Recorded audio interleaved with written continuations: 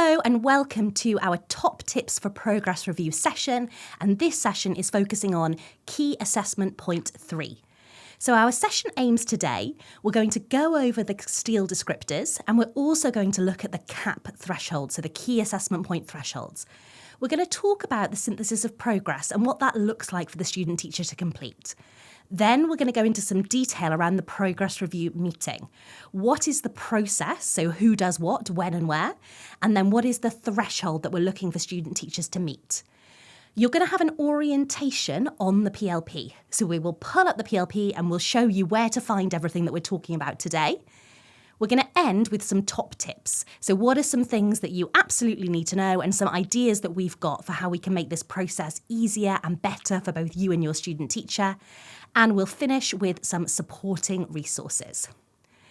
Everything that we're going to talk about today is in this useful appendix in the clinical practice guide. So if you go to Assessment of Student Teachers on Clinical Practice, that appendix, all of the documents, the grids, all of the standards can be found there. So let's start with the STEEL descriptors. So you'll be familiar with these from doing your learning and teaching observations. These are the way that the student teachers progress through their practice on their PGCE and BA placements. So most of them will start off at unaware, and then gradually through clinical practice 1, they'll be moving to aware. When they join you on Clinical Practice 2, you're going to be starting to look towards that capable descriptor. And this is probably the distinction that you're going to be thinking about for this progress review, for Progress Review 3, is my student teacher aware or are they capable in these standards? And then as they progress through their placements, we might start looking at QTS Plus for some of our student teachers. But what does this actually mean? What do we break down these standards to mean? As they progress through the 4 stages, they start off at unaware. So at this point, they're relatively unaware of important information related to pedagogy and human development. They're starting to learn new facts and skills, they're attempting and their understanding is increased, but ultimately there's still an awful lot that they don't know and are not able to apply. And this is usually where they'll start at the beginning of their teacher training programme. Then we'll move into aware. So they're beginning to master the concepts, the theories, and the context-specific information, but they're not yet able to confidently and independently apply these. So as a mentor, you're probably having to provide a lot of support and scaffolding, and then also sometimes they might be trying things, but actually it doesn't quite go as planned. So they're trying out an interesting technique that maybe was a good technique to try, but it doesn't quite work. Then we've got capable, and this is where we're starting to look now at Progress Review 3. So the student teacher is probably still having to concentrate intently and planning in a lot of depth for a particular technique or skill, but they are increasingly comfortable with a growing repertoire of skills. And it's at this point that we say that they're achieving at a level which is consistent with QTS. So by the end of their PGC or BA programme, we're looking for them to be capable in every single standard. And then we've got QTS Plus. So you might have some student teachers that are starting to be firmly embedded and consistent with some of these key skills and key areas. And you might start to think, oh, actually, maybe I'm looking to that QTS Plus threshold at this point. And here we've got those useful adjectives. So this table can be found in that appendix of the clinical practice guide. So when we're unaware, we're over-reliant, we're using things in an inappropriate way, we're being ineffective perhaps. When we're in that aware column, things are developing, they're growing, they're appropriate, but still inconsistent, still needing support. And then when we're moving towards capable, we've got words like mainly impactful, mainly independent, mainly secure. And this distinction between aware and capable is probably what you're thinking about at this point. Would I say that someone's doing something in an increasingly positive way? So it's still, perhaps there's still some pros and cons there, but on the whole, it's kind of increasingly positive? Or actually, is it mainly positive? They've got the occasional slip up, but on the whole, mostly what they're doing is appropriate and positive. So this is where you need to kind of be making those judgments around your student teacher's progress. And then on that far right, we've got QTS Plus. We've got rigorous, we've got secure, we've got highly effective, very successful. And it might be at this point that there may be some elements that you think, actually, they're doing really, really well in that element. And you might start looking towards QTS Plus. And particularly towards the end of this placement, you might start looking there as well. So what is the threshold for this assessment point? So we're in clinical practice 2, so they are halfway through their programme and they're halfway through that clinical practice. So we're at KAP3, the midpoint. So at this point, all descriptors should be judged as aware as a minimum, and then they must also be achieving capable against the 10 critical descriptors. So you're looking for aware in every single descriptor, and then the 10 critical ones, so those ones that are highlighted yellow, those ones should be judged as capable. Now, this is a floor standard, so if they're achieving above that, then that's fantastic. So say you've got 15 that are being graded as capable, that's great, but we need to have those 10 standards as a minimum, and then everything else needs to be aware. So what is the process for completing this progress review? Some of you might have done a progress review before. For some of you, this might have been the first time you've done it, so let me talk you through these steps. The first step is the student teacher self-assesses against all the QTS descriptors on the PLP. So there's a drop-down menu on the PLP that the student teacher will pull up. They're going to go through every single descriptor and they're going to assess whether they think they're unaware, aware, capable or QTS plus against each standard. The student teacher is also going to complete a synthesis of progress. I'm going to go into more detail around that on the next couple of slides. This is where they identify key areas of progress and targets for development. So the student teacher does both of these things. Then you, the mentor, you'll see yourself there in green, you review the student teacher's self-assessment and their synthesis of progress. And this is a chance for you to look, where have they self-assessed themselves? What have they decided are their kind of key areas of progress and their key targets for development? Then step 4, the student teacher and mentor, you meet together and you have the progress review meeting. This is where you discuss your progress and your targets. And I'm going to go into detail over what needs to be covered in that meeting in a couple of slides' time. Then after the meeting, mentor, you have got a progress review form to complete on the PLP. And this should reflect the outcomes discussed during your meeting. So that's the 5-step process. The student teacher will have some time to do steps 1 and 2 at university, but mentors, it's really important that you go in and you have a look at that before the meeting. 1, so you can check that it's been done, and if it's not been done, they might need some time to do that. And 2, so that you know what they've self-assessed themselves as, so it can help you frame your meeting. So here is what the student teachers do when they're completing that synthesis of progress. They identify 1 to 2 elements of pedagogy in which the most progress has been made since the start of CP2. So they're going to pick a couple of pedagogical elements. They can choose any ones that they like from those P elements where they feel, actually, I've made the most progress here. And they're going to identify the relevant elements of collaboration, professional learning, innovation and or leadership that help them improve those elements of pedagogy that they've identified. And then using the prompt questions, they write a critical reflection. What progress have they made in these selected elements? And how do they know that they've made progress? If they're saying they've made progress in learners leading learning, how do they know that? What evidence have they got to suggest that they have made progress here? And then, how did elements of collaboration, professional learning, innovation and or leadership influence their progress in that area?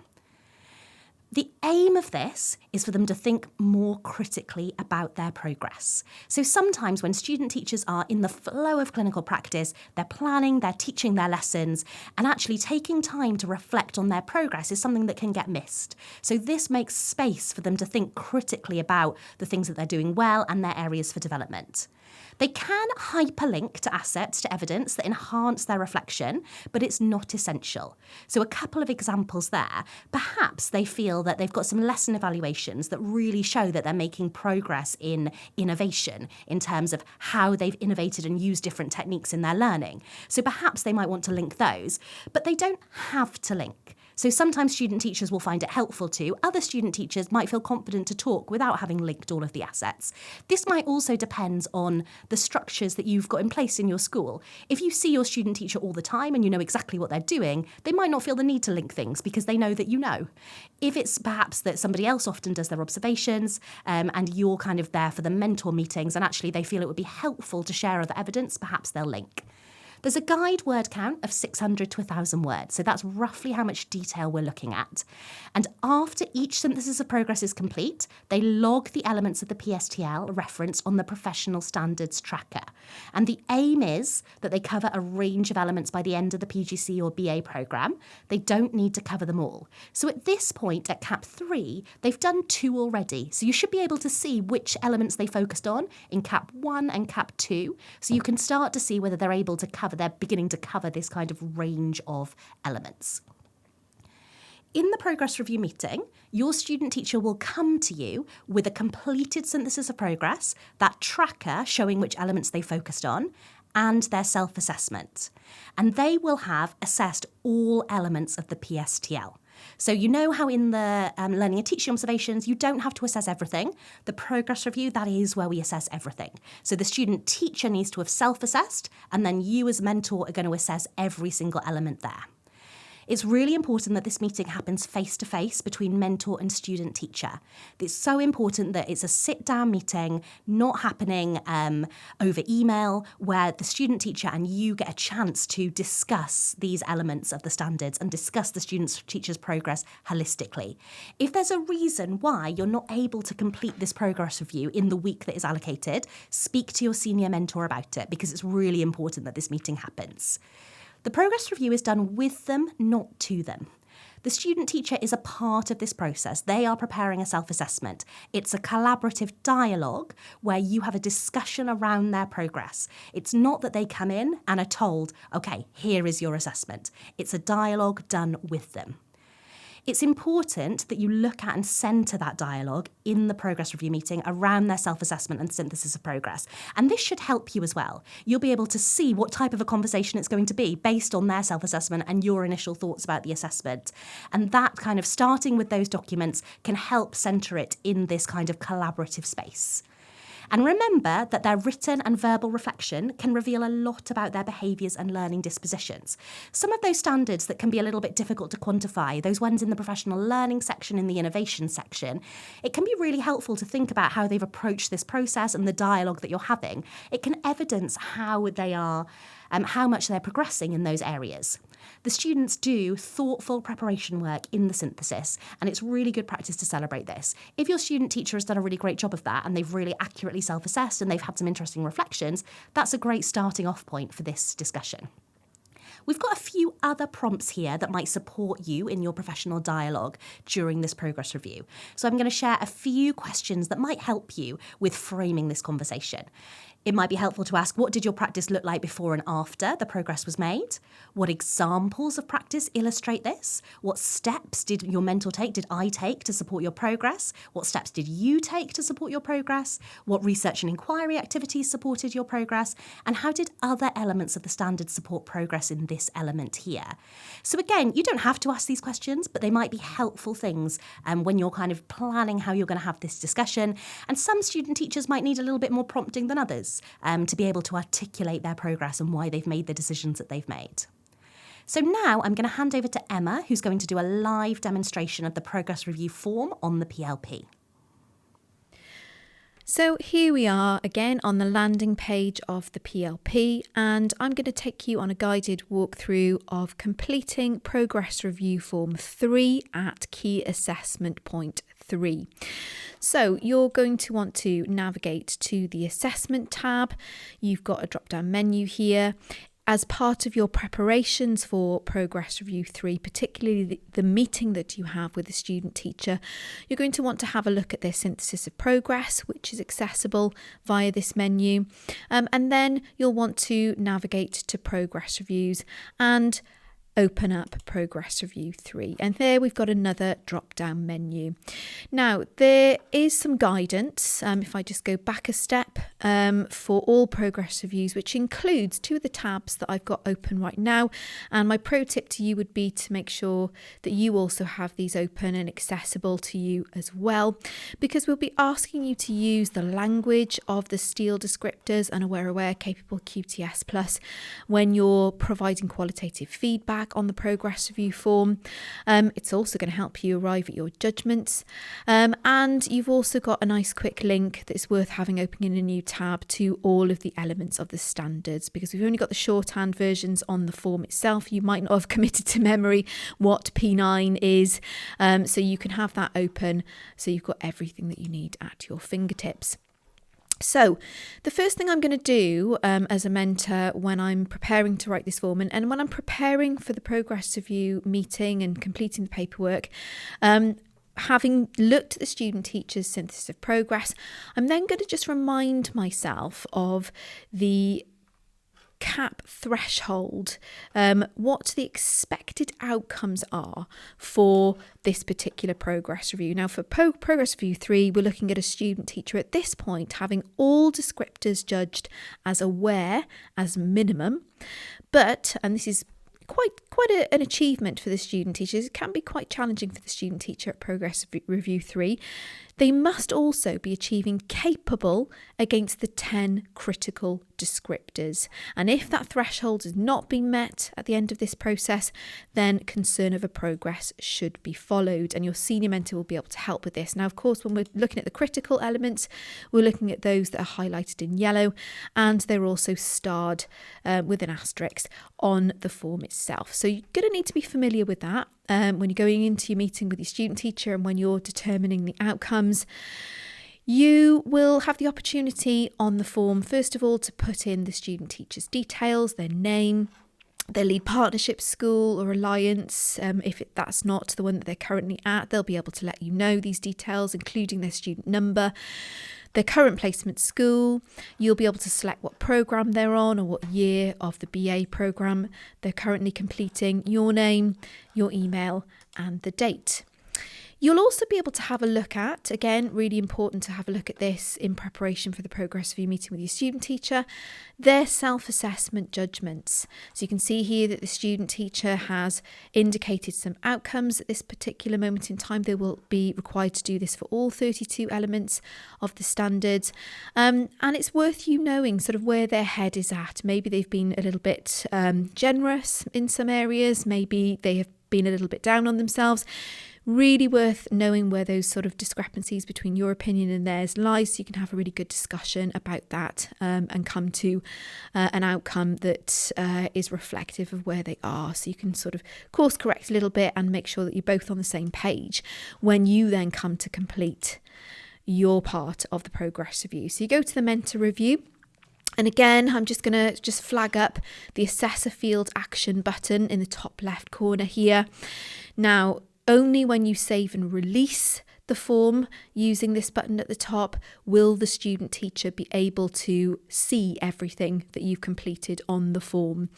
So please don't select that option. Likewise, don't use that option in all of the drop-down menus throughout the form until you're happy that the form is complete and ready for the student teacher to see.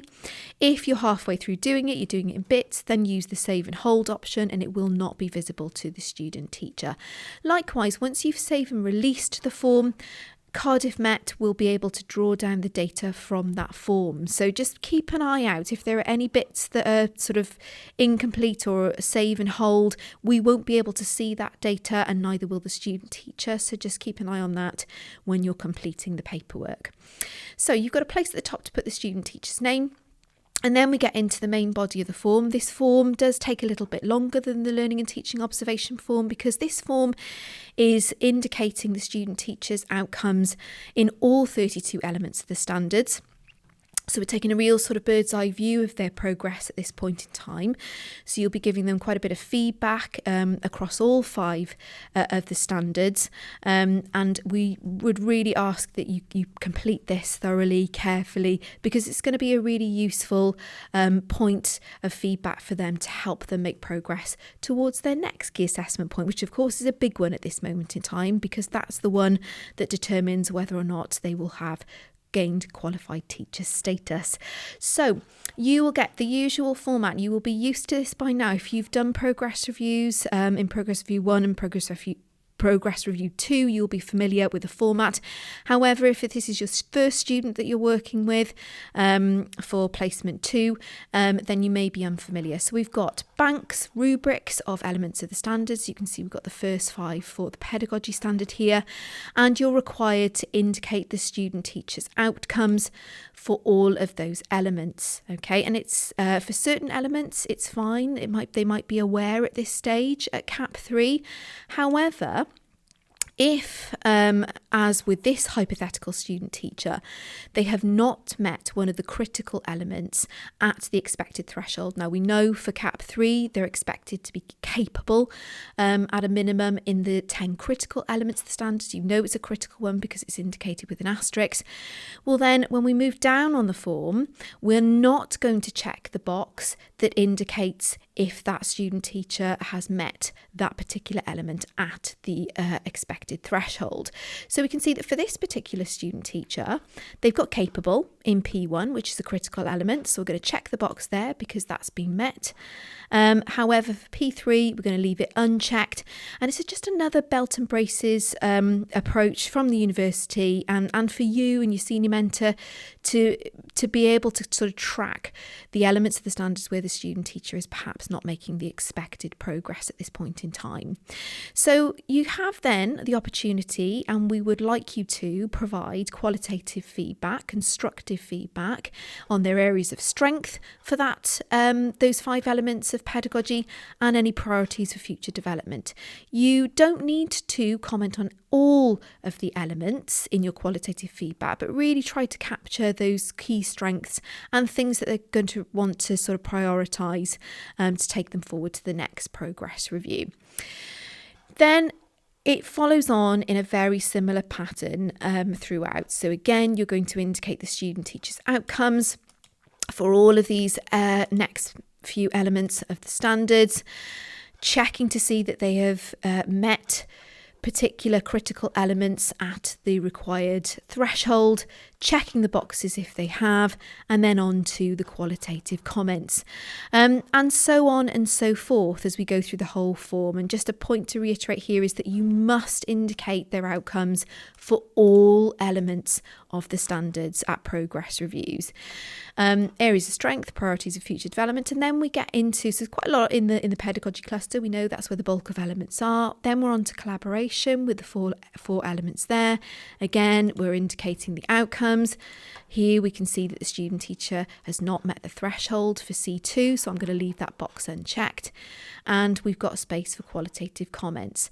So you work your way through the form, working through all of the elements of the 5 standards, and down we go, completing every section to the best of your ability, because remember, as I said, this is going to be a really important point of feedback for the student teacher. Now, there shouldn't be any nasty surprises here. If you've met with a student teacher for the progress review meeting, then when you release this form, there shouldn't be any nasty shocks. It should be, the outcomes that they're expecting. And then once you've gotten to the end of the rubrics and the qualitative comments for all of those standards, we come on to a little bit of extra data. Now, we do ask that you provide outcomes for the student teacher's personal skills, and that's their outcomes with regard to their personal literacy skills, numeracy and digital competence. And here you've got a drop down menu to indicate whether their competency is good, whether there are minor issues, or if some improvement is required. And obviously there's an opportunity there to point them in the direction and maybe even give them some extra support yourself. Also, we'll be able to see that from the university perspective, as will the senior mentor in your school. So you're going to give all of those outcomes. We ask that you give outcomes for all 3 of those skills. Then we ask that you indicate any absences that the student teacher has had at this point. If you're unsure, remember that they should be maintaining an attendance record on the PLP. So you should be able to see it from there, but you can also ask the student teacher, double check and pop those in there. And then 2 final parts of the form that are really important. First is to indicate your response to the question, is the student teacher upholding the code of conduct? Are they maintaining standards of professionalism? If no, then we would recommend that you follow the concern over progress procedure. So you need to flag that with the senior mentor. And then another question about concern over progress. And this really should apply, as I said a moment ago, if the student teacher isn't upholding the code of conduct.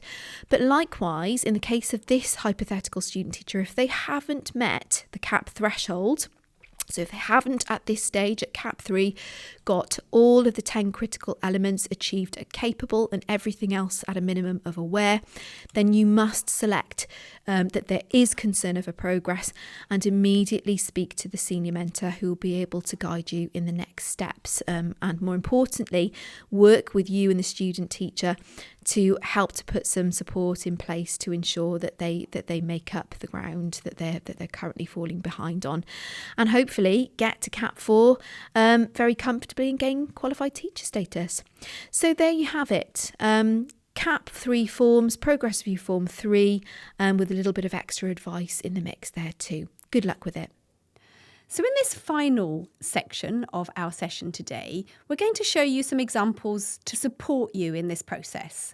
So in this first slide, we have an example where the mentor has indicated that the student teacher has met the relevant thresholds correctly. So they've ticked all the boxes. And they have also done so underneath the first section. So you can see here that P1 and P3, which were the criticals, and we know that the student teacher needed to be capable in these standards, those have been clicked correctly underneath. So we've just it just allows the university to track the progress of the student teacher and that we know that these thresholds have been met. Sometimes we don't always get it right, and this is just to remind you that it is important to, in this case for the KAP, for the key assessment point, to indicate progress in all of the standards, which is different from the learning and teaching observations. So here we can see that P5 hasn't been indicated. We can also see that although the mentor has indicated that the student teacher has made sufficient progress and is capable in P1 and P3 in those critical elements, the boxes haven't been ticked below. So it's just here a little reminder from us to make sure that all of those boxes are indicated correctly and that you tick the relevant critical standards too. In this next one, what we can see here is that for the critical element of P1, the mentor has indicated that the student teacher is aware, but underneath has indicated that the threshold has been met. And we realise here that there's been a misalignment because, as we're aware, that for the critical elements, the student teacher needs to be at capable. So once again, just be mindful that you indicate correctly and that when you are making your judgment that these align. If we look now at some written feedback, here we have a good example around the pedagogy where we can see clear feedback which is cross-referenced to the elements of the standard. So here we can see clear reference to P1 and P2 and P3.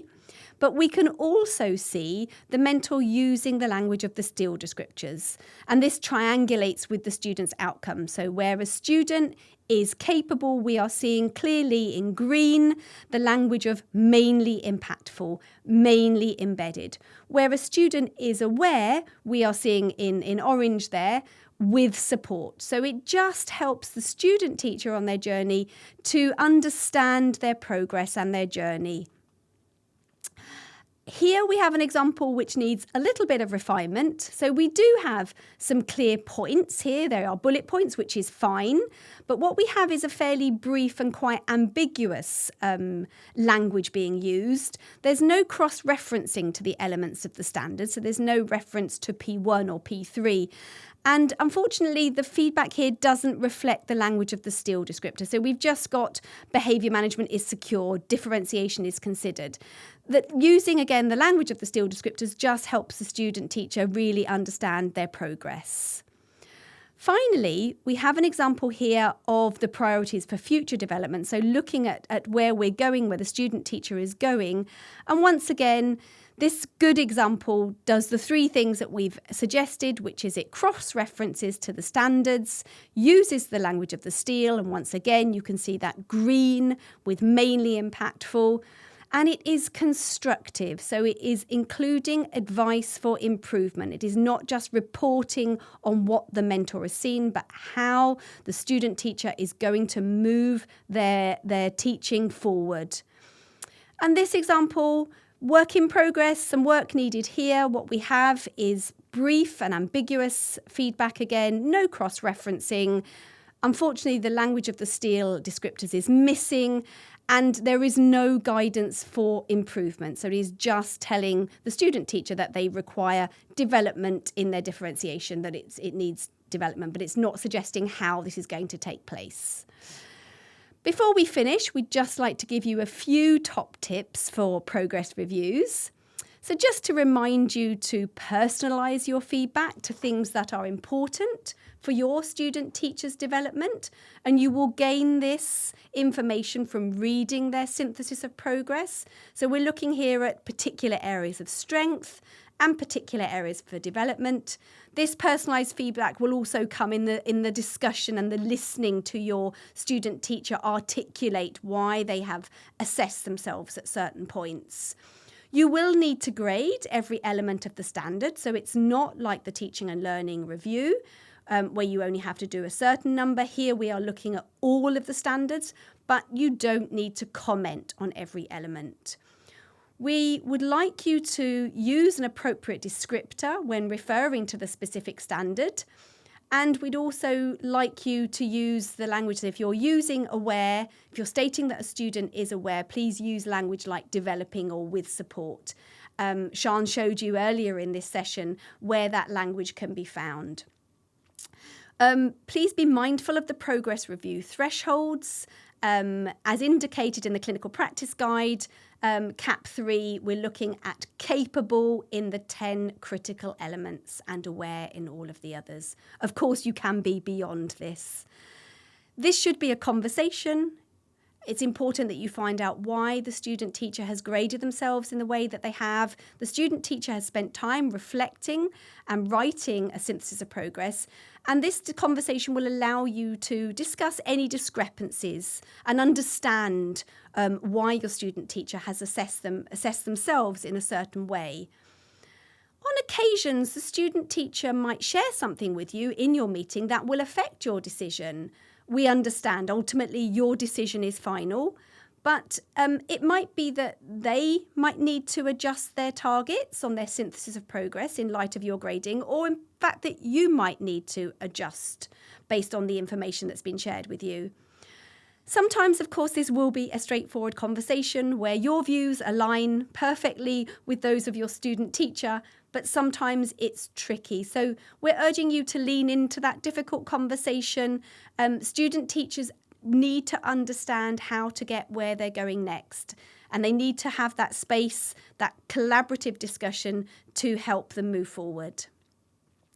We do have a few more useful resources for you. We have a YouTube channel. So if you go to www.youtube.com/@CP Mentors, here you will find a suite of videos to support you as mentors. We also have another YouTube channel which is based on shared understanding of the standards and looking at how the student teacher moves and progresses from unaware through to aware to capable and beyond in certain elements of the standards.